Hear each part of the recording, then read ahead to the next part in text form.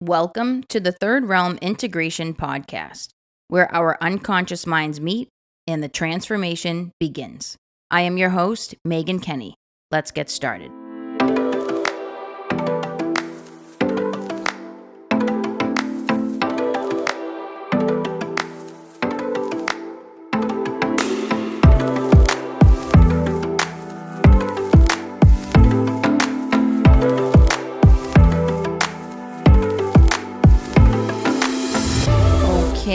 Okay, everybody, here for another episode of the Third Realm Integration Podcast. Today we are rounding out the final fourth survival archetype, as I've been covering in the most recent episodes. And today, my friends, we have the prostitute. Here's the deal with the prostitute archetype. Not only do we all have them as human beings, as they are a core feature of the four survival archetypes, but in the Western world, this archetype is one that is quite obvious, can be easily spotted, and is a core primary component of our Western society. It is one that everybody has, just like everybody has the rest of the survival ones. But this one really kind of comes to the forefront. And here's the easiest way to think about the prostitute archetype. I'll just start with an example, and then I'll break down the elements of it. Think about how many people you know, and you may include yourself in this category, that compromise their values and their faith, where they sell out their power in exchange for a secondary gain.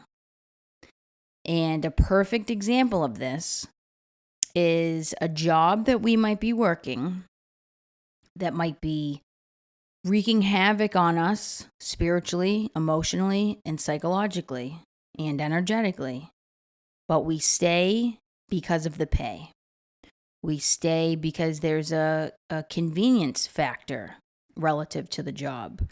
Maybe you have a pretty good schedule and you don't want to give that up. And so you'll hear people say often, it's like this job, I don't really know if I like this job, or I don't really know if this is really, if I'm really getting all the benefits out of it, but it's right near my house. I don't have to drive far. Or it pays well, and I got to stay because I have kids to take care of and I have bills to pay. Or it's just I get time off, like I get a pretty good time off package, PTO package. Meanwhile, you're sacrificing some huge element of yourself in exchange for that reward.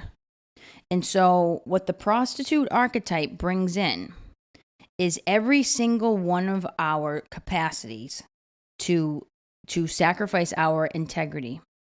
It's a negotiation of integrity for financial and physical survival. So, just like the other survival archetypes, when your survival is threatened, your ability to pay your bills, financially afford your lifestyle, put food on the table, pay rent, cover your mortgage, make your car payment, pay your cell phone. And you get an opportunity to acquire those resources, you're more likely to agree to do that, even if you have to sacrifice your integrity or some other aspect of yourself that you think is important, like your well-being, your overall mental health, your self-esteem, your self-respect. You might even sell your ideas, your talents, your time, and your energy in exchange for something. Some people come up with great ideas, they develop a product, and then they sell it to a company that doesn't align with their values, but it's payday. It happens a lot in South Carolina where this gets tested. There's a big lawsuit going on Hilton Head, and it's been in the news actually because some NBA players have donated money to support this woman's legal fees. And actually, it's funny because I know like an old neighbor of mine in Massachusetts is of this family. So this must be his like grandmother, great grandmother, where the big corporation is trying to come in and buy out her land. And I don't know what's going on in court. There's some way in which this is now gone before a judge, but her land is basically sacred land. It's land from the Civil War. And I don't know what kind of history it has as far as slavery in South Carolina that she's trying to protect. And she's not giving in. So she's challenging her inner prostitute because she's not selling out. And a lot of times you've seen this in, maybe suburban areas or city areas where the big corporations will come in and buy out the mom and pop shop. And a big corporation will come in. Or maybe there's a piece of land that's been in the family for decades or even centuries. And the family's held on to it until one day they get that price tag offered and they're willing to sell out. So the questions for the prostitute archetype are, can you be bought and at what price tag? At what cost is it to you to do the thing that you're doing in exchange for the secondary gain? And it's usually money. And so the question comes down to what it comes down to is, what's it worth to you? What's it worth to you? What's it worth to you? Whatever it is. What's your mental health worth to you? Your time, your energy, your overall well-being, your self-respect? And how often are we trading that in exchange for something that we think we need? Because sometimes we don't need as much money as we think we do. Sometimes we'll do just fine.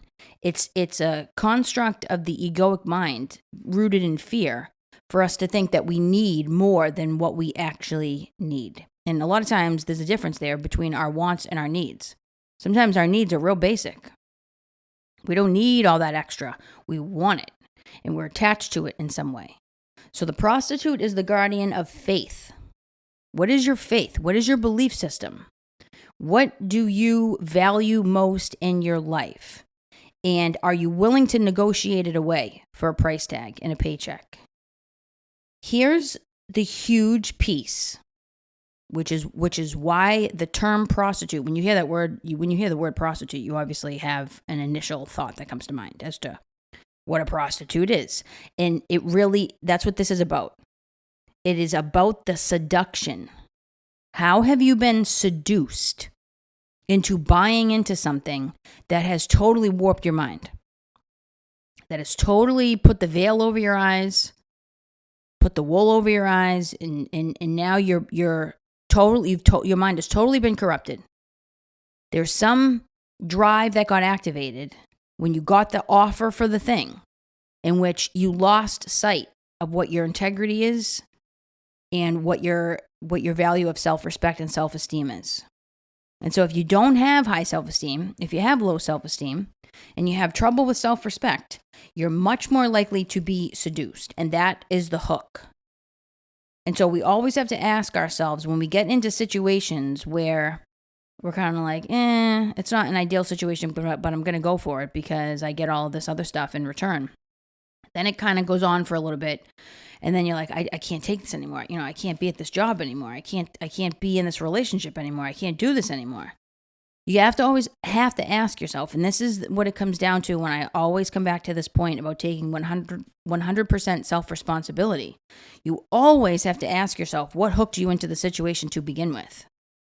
Because whatever hooked you into the situation to begin with, if you unpack that patterning, you will find the reason why you're leaving. So the reason why you leave is connected to why you got into the situation in the first place and why you made the agreement.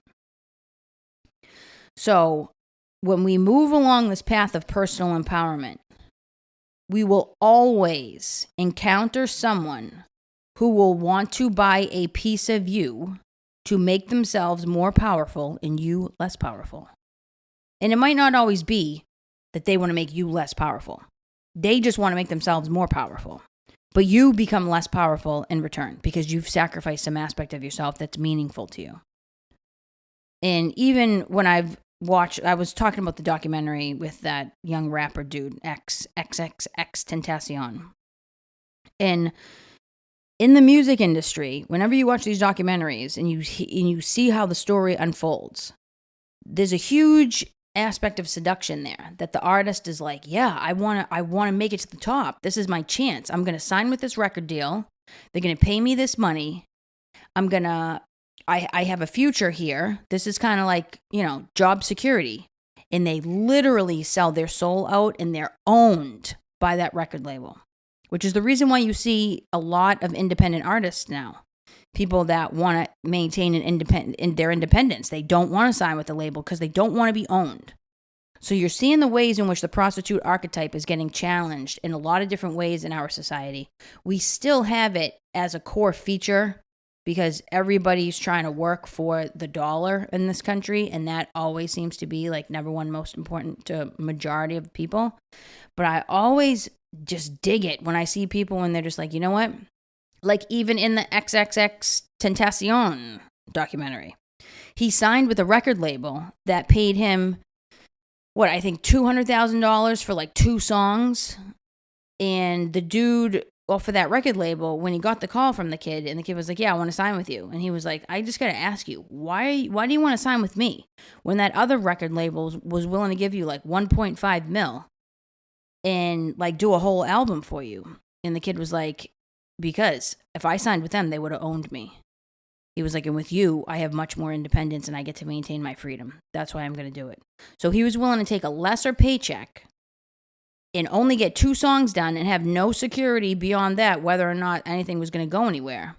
And he was willing to do that because he didn't sell himself out. He did not fall into the prostitute archetype.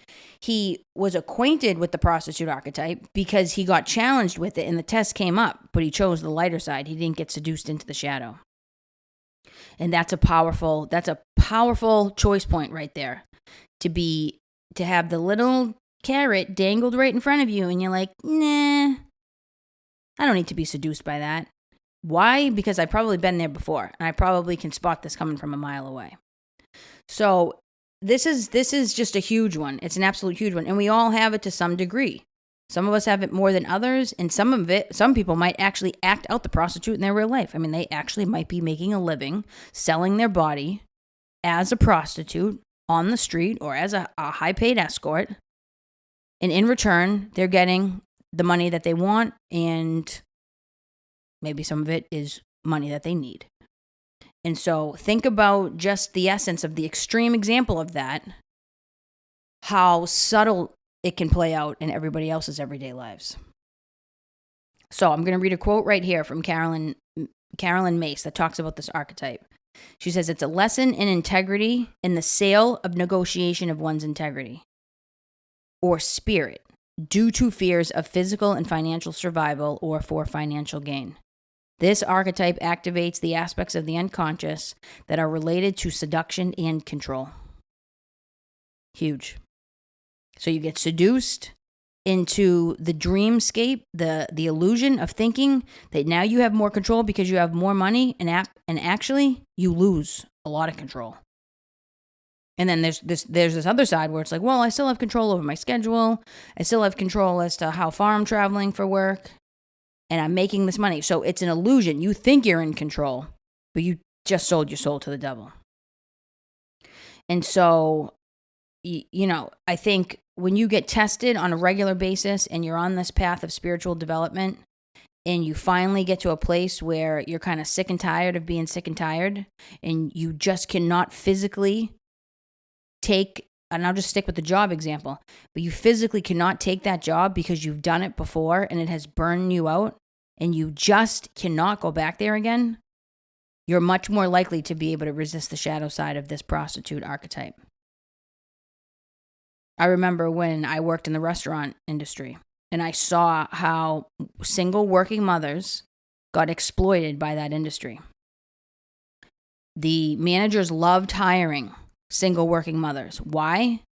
Because those mothers had to show up for work. They couldn't do with what us millennials would do. We'd just be like, nah, we don't feel like going to work today. We're going to call out. No, they were reliable. They were dependable. And it's because that industry plays on the vulnerability of single working mothers and people who are desperate.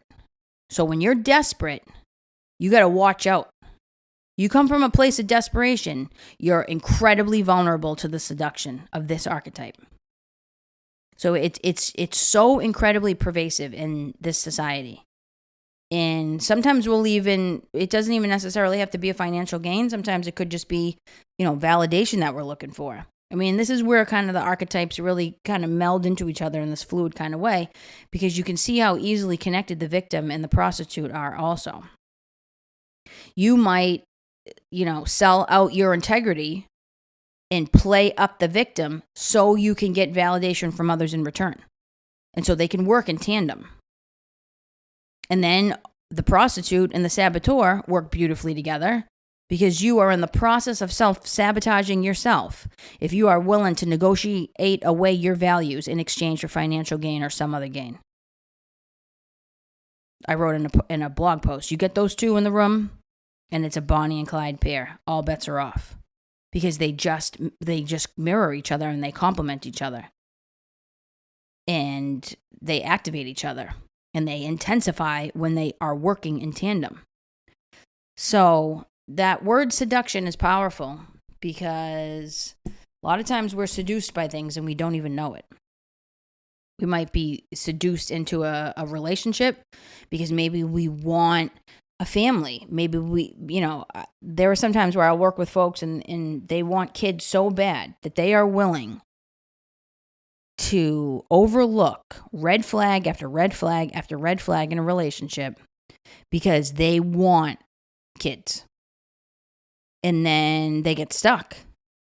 So that's the seduction. That's the hook.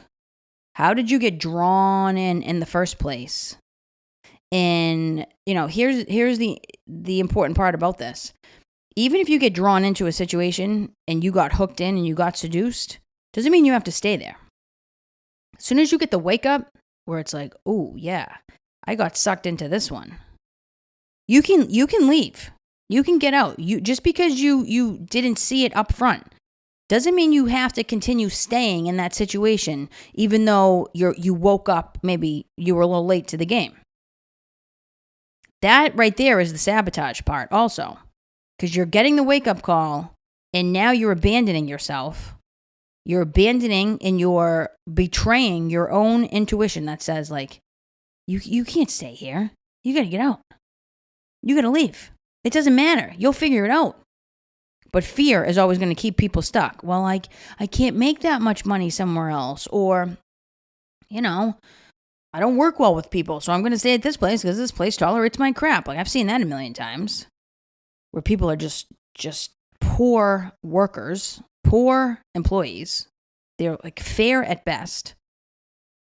And they know nobody else is going to tolerate their crap the way that this company or this boss does. So they're not going to leave.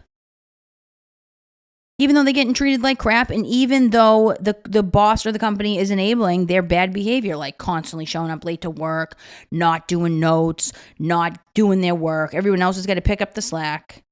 And so they get away with sort of like the laziness because they're being enabled when they're definitely not meeting their highest potential. So now they're sacrificing their highest potential for comfort and security. And who benefits in the end? Especially in that situation. The whole team suffers. The individual person suffers. Like, that's a lose-lose on that one.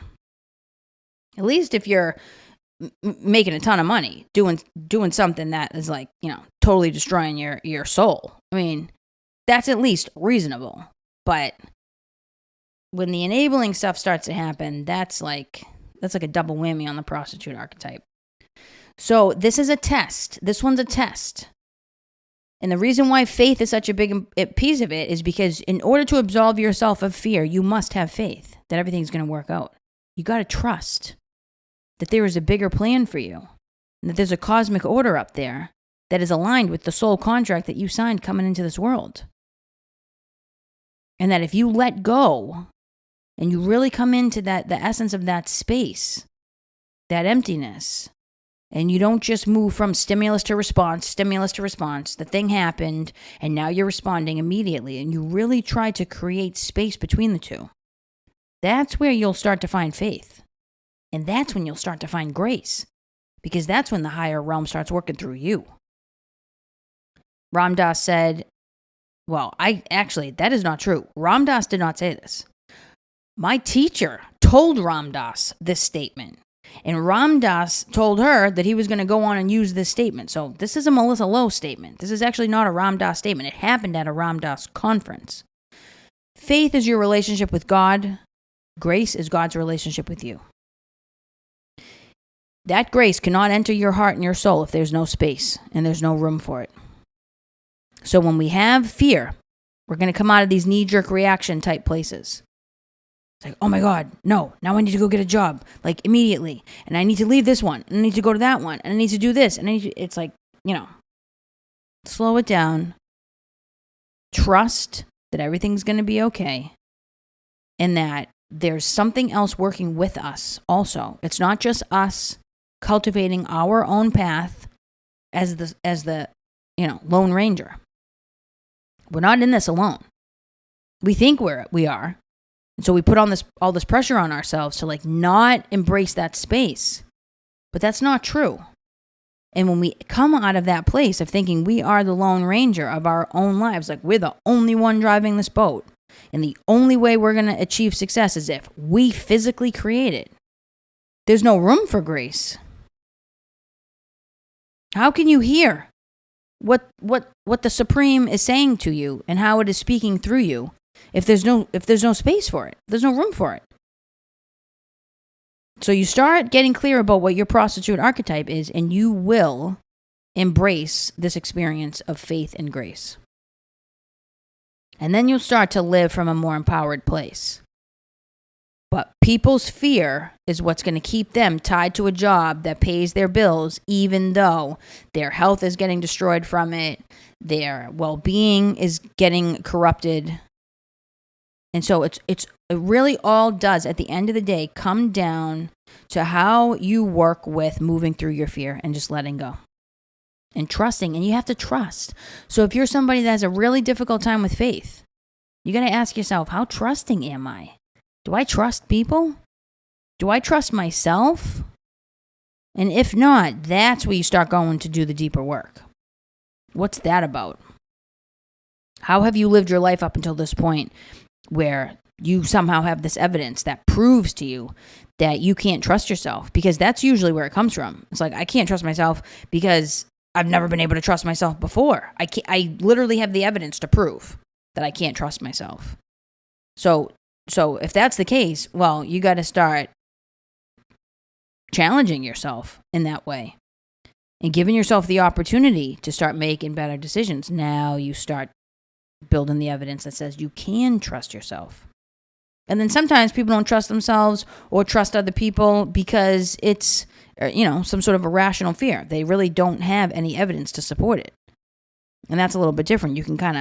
That's a thinking trap that you can kind of shift yourself out of if you do some work on that.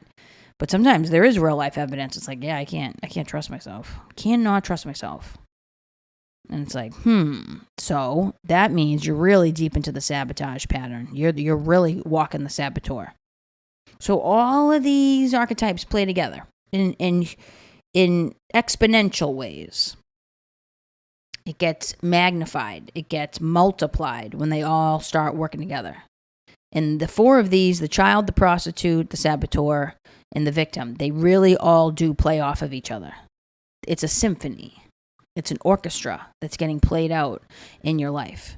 And the higher side of all of these archetypes is being able to spot the shadow side of them. Being able to spot when you're getting seduced. Being able to spot when you're fearful of your own personal power and the saboteur. And you're about ready to sabotage. Being able to spot when you feel like you're about to slip into that victim and do the blame, complain, and project it all out onto everybody else. And hand away your power that way. And then be able to spot when your inner child is speaking, not your adult. And you're coming from that place of the wound, that woundology. I'm speaking from my wound when I'm in the child. For the most part, at least the wounded child. But yeah, I mean, that's the light side of all of these, is that it gives you a new pair of glasses to see when it's about to get activated. And then sometimes the way it begins is we actually fall into the shadow side of the archetype, then we spot it. And that's why I'm saying, just because you didn't catch it up front and you got yourself into a little bit of a situation, doesn't mean you should stay there. Because what happens is the timeline starts to move up more gradually the more you become aware of this stuff. So you might not have seen it up front. You got yourself into a situation. One of these archetypes gets activated. Now you notice it. Maybe a month, 2 months, 6 months, a year later. Now you spot it. Now you make a change. Now next time might only be 6 months as opposed to a year. You might catch it sooner. You might catch it 6 months in as opposed to a year. Then you move that timeline up a little bit more because you made the change when you spotted it. Now you're a little bit closer. Now you're only in that situation for a month or two, and then you're like, oh, here it is. Now next time, you're going to spot it before you even get into that situation. So you got to think about it like a hierarchy, and you got to start somewhere. And that's why you can't beat yourself up once you spot it. It's like, oh no, how did I get into this situation again? It doesn't matter. It doesn't matter how you got into the situation again because you got in. And what happened was a survival archetype took over. That's no excuse to stay in the suffering. So now you move it up, you move it up, you move it up. Every time you make the change, after you spot it, you're moving it up. Eventually you get closer to the beginning of when the event is about to happen. And maybe you even notice it in real time. Maybe somebody comes to you with a job offer and you're noticing it in the conversation that you're having with them. That's something starting to erupt. And then you start to say, you know what? Let me get back to you on that. Let me think about it. Because you're still not even sure how to handle it in the moment. So then you give yourself that space. Now, next time you see it coming from a mile away and you don't even engage it because you're not even drawing it in. You're not attracted to it. There's no part of your unconscious mind that's communicating with that other person's unconscious mind who's trying to hook you. And then you start to build your soul's stamina. And that's what this is all about. How is your soul able to build stamina in this physical lifetime?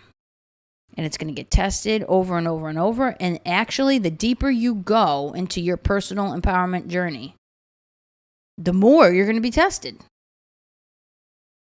It's just that it starts to get easier because now you know how to handle it. So that's what it is. That's the prostitute. Everybody's got one. Everybody's got one. The question is to what degree is your prostitute running your life? And what are you willing to do to make the changes necessary to serve your highest good and stop selling out? It's like that term. Like people say that term. It's like, oh, he's a sellout. She's a sellout. Yeah, that's the prostitute archetype right there. Anytime you see that, say that, hear that, experience that, see it in other people, that's the archetype that's at play. So that's what it is, everybody. That's what it is. And that's it. There's really nothing more to say about it. So I'm going to sign off here, leave you guys to it. Let you do a little self-reflection on that one. And I think I'll be back next week, maybe, for a fairy tale story hour, and then back in September. So, keep it real, you guys. It has been a pleasure spending this evening with you, as always. And may the light always lead your way. Be well, everybody. The Third Realm Integration Podcast and related content is intended to provide information and/or entertainment only and is not a substitute for mental health or medical advice, diagnosis, or treatment. Do not delay mental health or medical consultation or substitute a mental health or medical professional's opinion because of what you heard on this show. Seek the advice of your physician or another qualified health provider with any questions you may have regarding a mental health or medical condition. The host of this podcast does not provide emergency support for mental health or medical issues. For questions or concerns, visit your local emergency room or contact your doctor.